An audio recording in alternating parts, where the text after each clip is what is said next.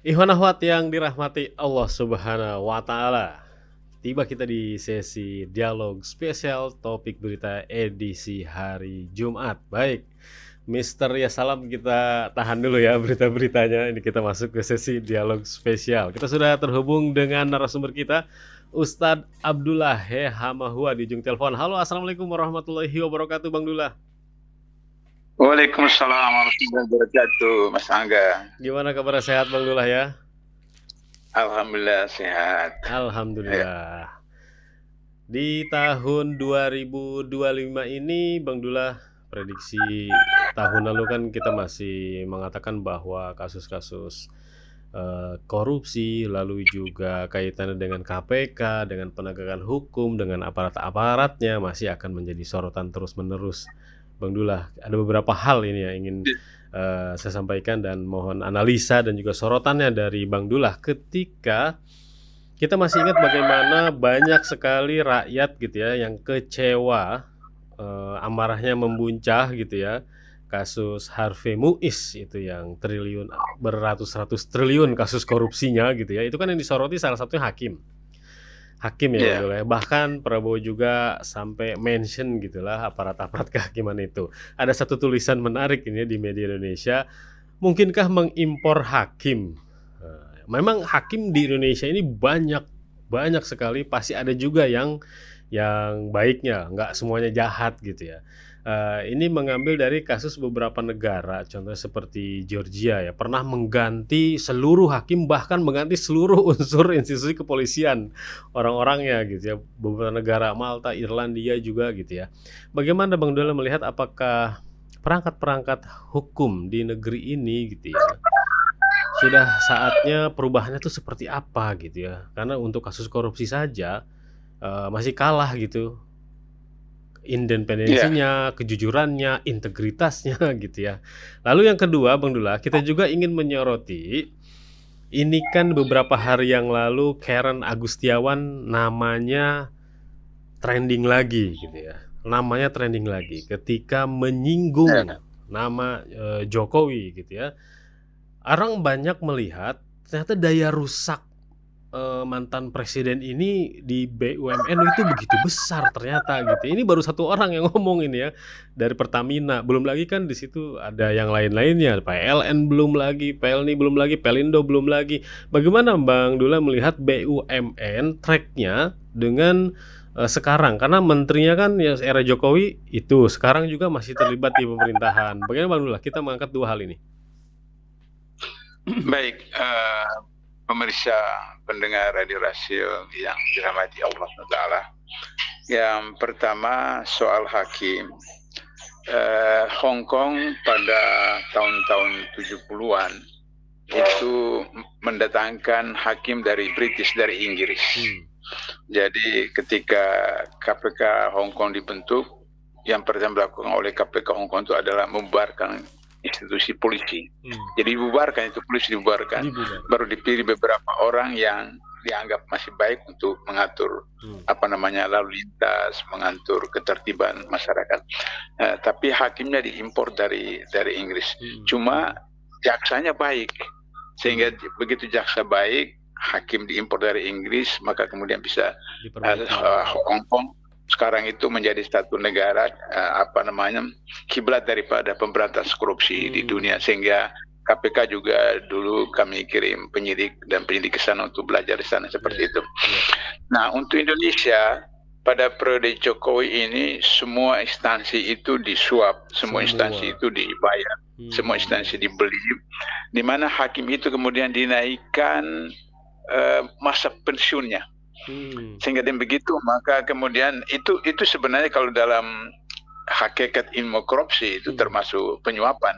Penyuapan. Jadi gratifikasi dalam bentuk macam-macam. Jadi jabatan. Jadi dinaikkan masa pensiunnya, sehingga dengan begitu maka kemudian hakim anggota itu tidak perlu pusing-pusing untuk pikirkan bahwa nanti saya pensiun dini atau apa, karena sudah diperpanjang, ditetapkan masa pensiunnya seperti itu. Nah, itulah salah satu hutang budi dari hakim kepada penguasa, khususnya pada Jokowi. Nah, dan itu masih berlanjut sampai sekarang seperti itu. Nah, oleh karena itulah maka wajar kalau misalnya hakim seperti begitu. Kemudian kasus Muis itu saya selalu mengatakan bahwa kalau pencurian berdasarkan pasal 362 KUHP, orang bisa mencuri sendiri. Mencuri motor, mencuri ayam, mencuri kambing, apa bisa mencuri sendiri.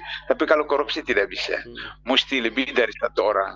Apakah atasan dengan bawahan, sesama atasan, atau sesama bawahan dan sebagainya. Nah, oleh karena itu maka hakim ketika menjatuhkan hukuman seperti begitu, maka berarti terlibat seperti itu. Sehingga kemudian kita sudah dengar rumor bahwa hakimnya dapat, kemudian panitera dapat, dan seterusnya seperti itu. Jadi oleh karena itu maka kemudian yang harus dilakukan pertama adalah komisi yudisial.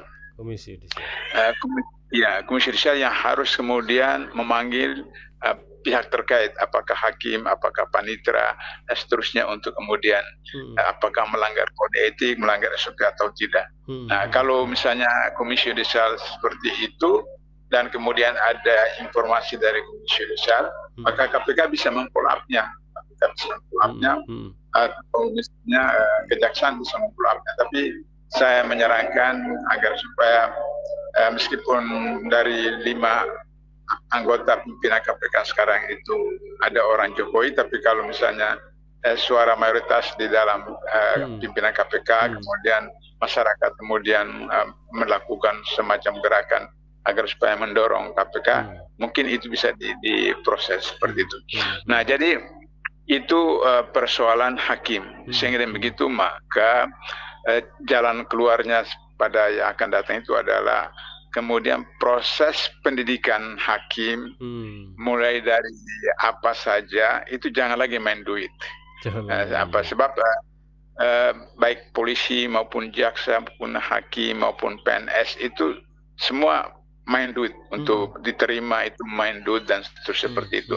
Nah, jadi saya berharap bahwa Prabowo bisa mengeluarkan semacam Perpres tentang bagaimana rekrutmen ASN termasuk polisi, jaksa, dan hakim.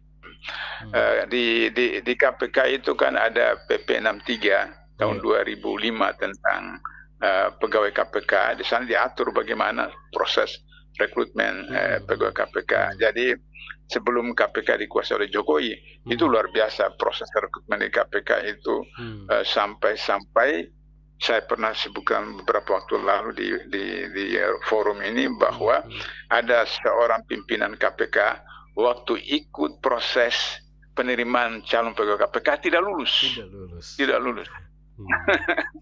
Tapi ketika ikut seleksi KPK itu terpilih bahkan sampai 2 periode seperti itu.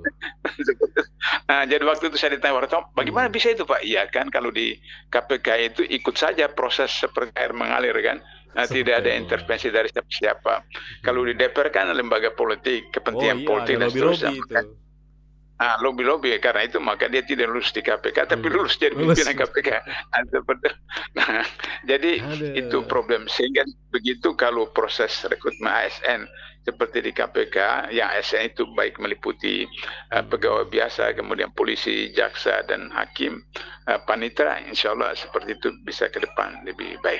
Nah, untuk itu diperlukan keberanian dari Prabowo untuk menerbitkan Perpres, sehingga dan begitu, atau bila perlu menerbitkan Perpu tentang undang-undang kehakiman, seperti itu Perpu, sehingga kemudian betul-betul itu bisa tertib dan seterusnya seperti itu. Sebenarnya saya sudah pernah cerita di sini beberapa waktu yang lalu bahwa ketika 2005 KPK masuk ke MA, ada kasus itu, kemudian KPK melakukan penertiban sistem birokrasi di KPK itu sudah luar biasa. Di mana waktu itu KPK menemukan bahwa yang mengurus SDM tidak mengerti SDM, yang mengurus akuntansi tidak mengerti akuntansi, yang mengurus keuangan itu tidak mengerti, dan seterusnya. Sehingga ketika KPK masuk menertibkan dan seterusnya, salah satu hasil sampai sekarang itu adalah bahwa putusan hakim di kasasi itu tidak lebih dari setahun. Dulu itu sampai bertahun-tahun, tapi setelah KPK itu kemudian bisa lebih setahun. Terus kemudian sistem websitenya dibuat dan seterusnya. Tapi ketika kasus KPK Cicabuai jilid 1 jilid 2, di mana itu proses oligarki untuk menghancurkan KPK, maka waktu itu pimpinan KPK lupa terhadap bagaimana menjaga, mengontrol MA, maka kemudian kebablasan lagi MA seperti sekarang seperti itu. Nah, Jadi itu barangkali Bang tentang Dullah, ya. seberapa besar pengaruh kualitas latar belakang pendidikan para hakim di negeri ini?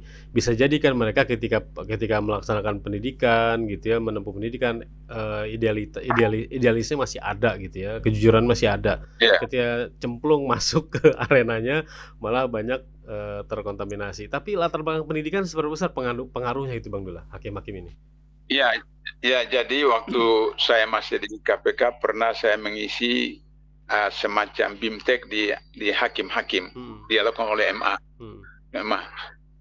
Ternyata kemudian salah seorang panitia itu terheran-heran waktu saya disodorkan minuman saya tolak, disodorkan makan saya tolak, semacam. Nah, kenapa Pak Abdullah? Nah, saya kan sudah dibiayai oleh negara, APBN, uang transport, uang makan, apa saja. Kenapa saya seperti itu? Artinya bahwa hakim-hakim itu belum tahu bahwa itu dalam menjalankan tugas itu tidak boleh menerima sesuatu dari pihak lain karena sudah ada SPJ. SPJ itu meliputi transportasi, kemudian penginapan, kemudian makan, minum, dan seterusnya. Seperti itu. Jadi hakim waktu itu masih seperti demikian. Nah, sehingga demikian maka berarti harus sistem pendidikan itu untuk hakim itu harus dibetulkan. Yang kedua, bahwa di dalam korupsi itu yang berdasarkan motif, ada yang disebut dengan corruption by need. Itu 60% ASN itu korupsi lah karena kebutuhan, gajinya kecil. Kemudian corruption by greedy, itu pejabat struktural, korupsi karena serakah. Itu misalnya Ketua MK yang kami tangkap dulu itu 1 bulan itu gajinya 100 juta, tapi korupsi juga, itu serakah. Nah, kemudian yang ketiga yang terjadi yang Anda katakan tadi itu corruption by opportunity. Jadi korupsi karena peluang. Jadi oleh karena itu maka kemudian dia tidak berniat korupsi, tapi setiap hari itu datang itu kesempatan, ada peluang apa itu, maka kemudian tergoda. Anda ingat dulu KPU 2005, KPK tangkap hampir semua pimpinan KPU 2005. Itu mereka itu adalah profesor, doktor, mereka itu dosen, guru besar. Yang di kampus hanya transfer knowledge, mereka tidak pernah lihat uang 1M. Di KPU ada triliunan seperti itu. Nah, setiap hari pengusaha datang kita jebol juga. Jebol seperti itu. Jadi, oleh karena itu maka selalu kalau saya berikan BIMTEK kepada anggota DPRD baik provinsi, kabupaten maupun kota, selalu saya katakan, saya kasih ilustrasi. Kalau Anda sholat apa saja, zuhur atau asar di rumah, karena rumah jauh terus hujan misalnya sendirian, terus 2 rakaat, berdiri rakaat ketiga ada perempuan telanjang di depan Anda sholat terus atau batalkan? Seperti itu. Jadi jawabannya bingung Anda begitu. Terus ada yang jujur, saya batalkan. Terus saya bilang, oke, kalau Anda batalkan, kalau besok berulang lagi begitu gimana? Nah, bingung juga. Jadi caranya adalah menutup semua jendela, menutup semua pintu supaya kemudian tidak ada tidak ada yang mengganggu. Jadi itu filosofinya. Jadi supaya kemudian tidak tergoda dan menggoda seorang agar supaya melanggar ketentuan kewajiban, maka semua lubang-lubang peluang yang menimbulkan mengakibatkan akan terjadi penyimpangan itu ditutup. Betul. Nah, sebenarnya IT itu sudah bagus, sistem IT sekarang. Artinya itu menutup, misalnya saya selalu ilustrasi, di KPK hanya kamar mandi dengan toilet yang tidak ada CCTV, sehingga semua terkontrol. Tapi kan yang menggerakkan itu kan manusia, the man behind the gun. Jadi oleh karena itu maka meskipun teknologi tinggi, alat tinggi dan seterusnya, tapi kalau yang menggerakkan itu manusia, maka tetap saja. Oleh karena itu maka perlu tentang manusia itu dilatih, dididik, digambling sehingga memiliki integritas. Oleh karena itu maka di KPK itu syarat untuk menjadi pegawai KPK berintegritas dan profesional seperti itu. Nah, itu persoalan integritas itu harus diberikan ketika masih di sekolah rendah. Masih di sekolah rendah sampai mahasiswa, sehingga kemudian mereka tahu bahwa meskipun tidak ada orang yang menyaksikan, meskipun tidak ada CCTV, tapi seseorang tidak akan mencuri, tidak akan melakukan pelanggaran, karena itu akan dia bertanggungjawab sampai di akhirat kelak. Seperti itu soal hakim. Iya, yang kedua soal Ahok. Kira ya, Pertamina dan Ah, lain-lainnya. Pertamina.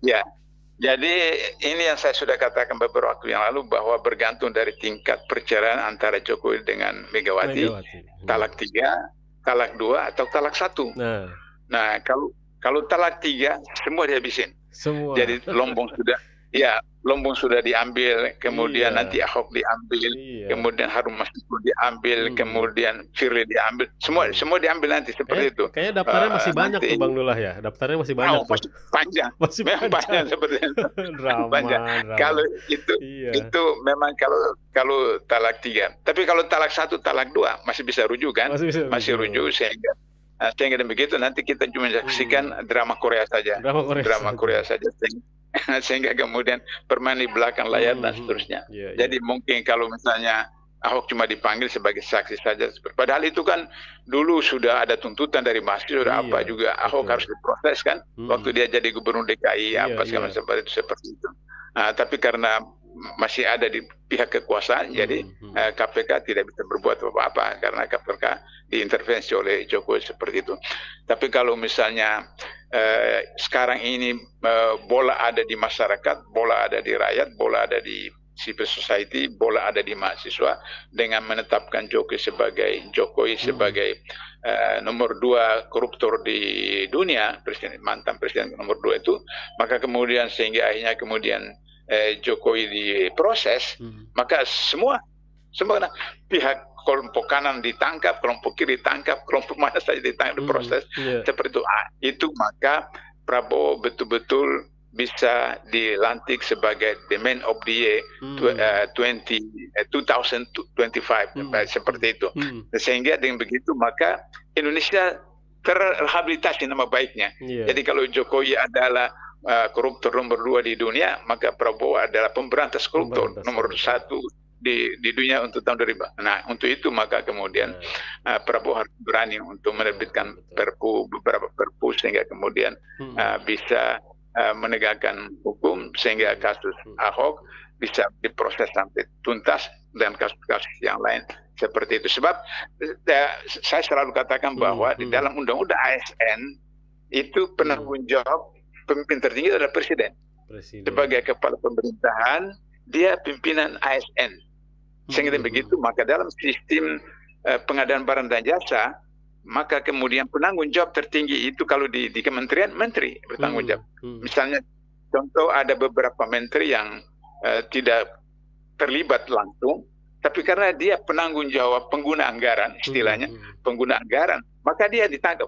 Katakanlah Menteri Sosial Batir Mhm, Hamzah, mhm, itu dia tidak korupsi, tapi dia mhm, yang tanda tangan, mhm, kasus mesin jahit kalau nggak salah waktu itu, bantuan mesin jahit seperti itu. mhm, Itu kena. Atau juga Hari Sabarno, mhm, mantan Menteri Negeri Dalam mhm, Negeri, itu juga diproses seperti itu. Jadi oleh karena itu, maka karena Jokowi sebagai atasan dari ASN bersama mhm, undang-undang ASN yang baru, mhm, mhm, maka mhm. ketika para menterinya itu terlibat atau dirijennya terlibat, direktur terlibat, dia bertanggung jawab Iya, sebagai penanggung jawab seperti iya, itu. iya. Nah, sehingga dengan begitu maka kemudian Jokowi bisa diproses. Nah, Mhm, itu mhm, mhm. bergantung, bola ada di tangan Prabowo sekarang. Apakah Prabowo mau Iya, iya, melakukan iya. itu atau tidak? Nah, seperti itu. Mhm, Nah, itu mhm, barangkali Mas mhm, Angga mhm, mhm. soal apa kaitan dengan Ahok. Dengan Ahok. Ya, Kita juga tadi akan melihat kan sampai saat ini nih dari kasus Hasto terkesan kan seperti berlarut-larut bantah-membantah yang masih ada gitu ya walaupun tidak di ruang ya, publik ya di media massa di medsos masih terus gitu kan jangan sampai tadi yang terjadi malah drama Korea keseriusan bukan ya. hanya dari Presiden Prabowo tapi harus ada keseriusan dari KPK dan DPR juga namun KPK dan Jadi, DPR-nya bagaimana nih Bang Dullah?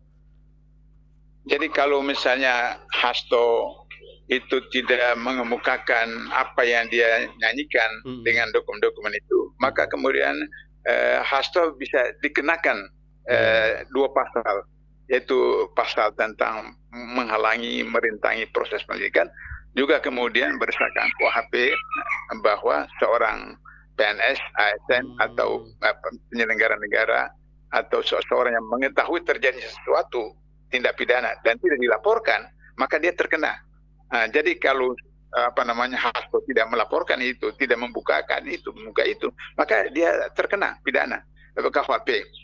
Tapi untuk KPK dia bisa terkena pasal merintangi, menghalangi proses penegakan hukum seperti itu. Jadi itu Hasto bisa kena kalau dia tidak membukanya atau seperti itu.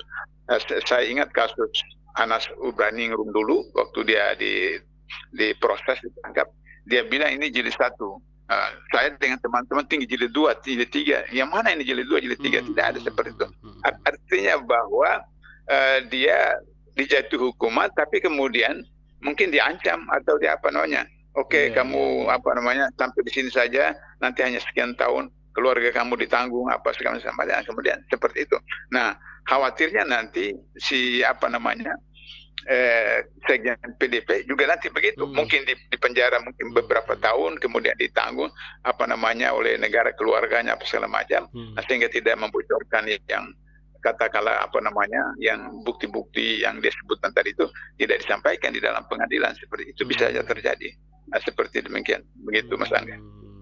Nah, terakhir Bang Dullah, kita juga ingin gitu ya melihat yang jadi persoalan ketika tangan, kaki, mulut, bahkan seluruh indera KPK ini terikat lah. Dari kasus-kasus yang ada kan kita lihat bagaimana KPK itu terikatnya gitu ya. KPK seakan memang apakah tercipta sekarang ini ya untuk menjadi macan ompong, apa karena aturan, kewajiban yang berdasarkan undang-undang perubahan itu KPK jadi seperti ini gitu ya. Kita ingin KPK menjadi macan lagi, Bang Dullah. Dari Bang Dullah terakhir sebagai penutup apa? Jadi